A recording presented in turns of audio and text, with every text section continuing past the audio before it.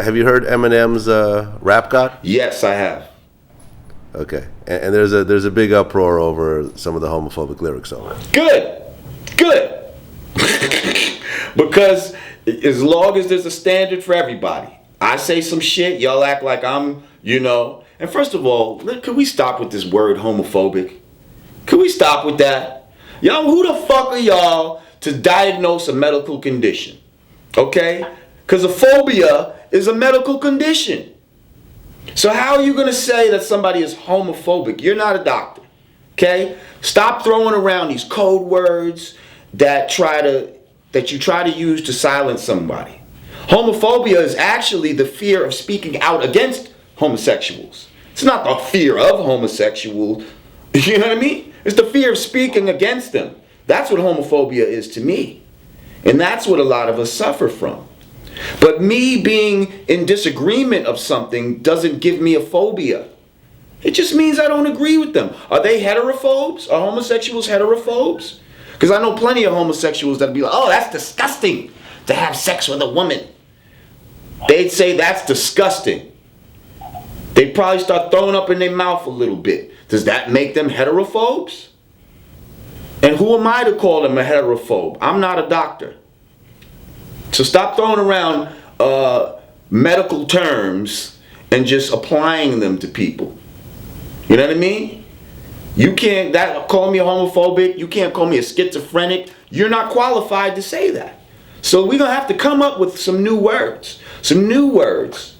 But y'all motherfuckers got these code words that you use to try to neutralize somebody whenever they speak. But I'm not going for it.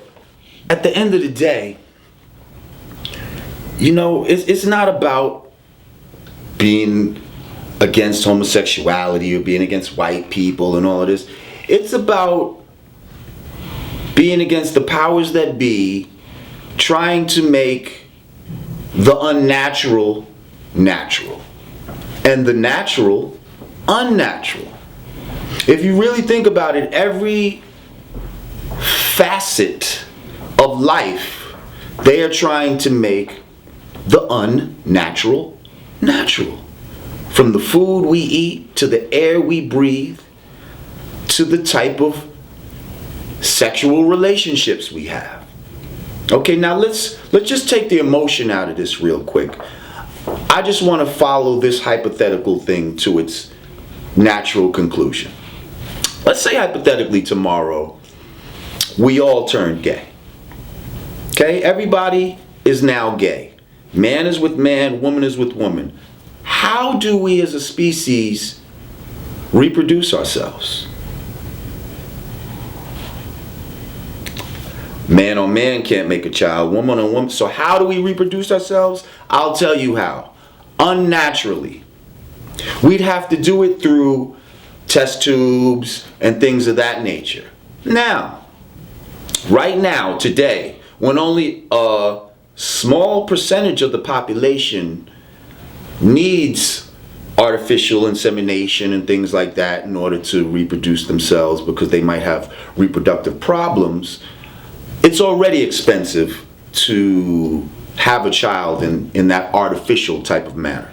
Now imagine when everybody has to do it, okay? And we're dealing in a capitalist society where it's all about supply and demand. The more demand you have for a product, the higher the price of that product will go, because you can demand whatever price it is because the demand is so high. The supplier has the leverage. So if we all have to now pay, I'm talking $100,000 to have a child, who's going to get the shit end of the stick when it comes to reproducing?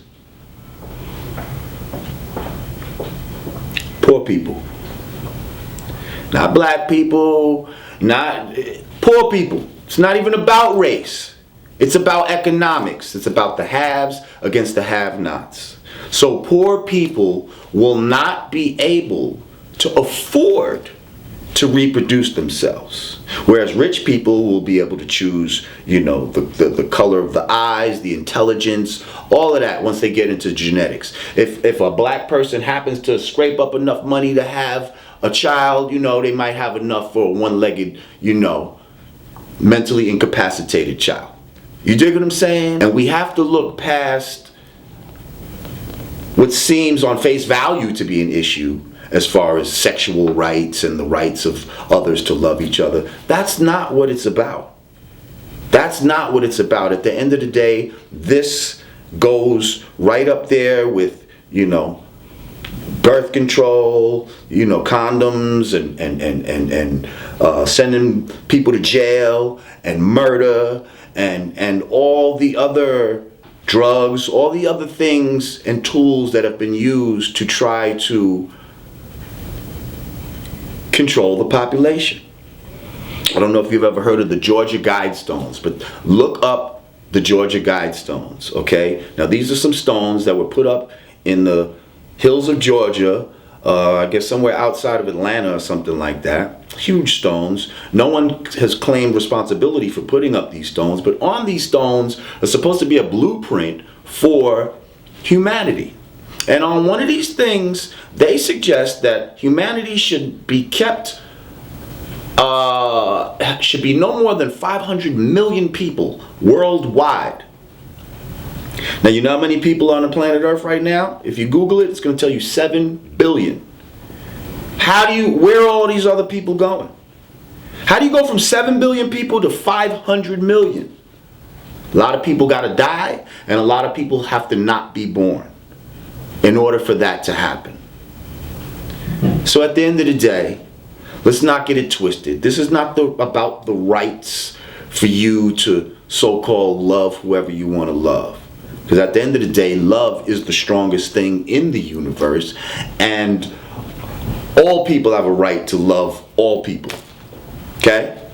But it's not about that. It's not about that. They're using one issue to really push another. And at the end of the day, it's about trying to eradicate the poor people of the planet Earth, as well as the genetic survival of a genetically weak species.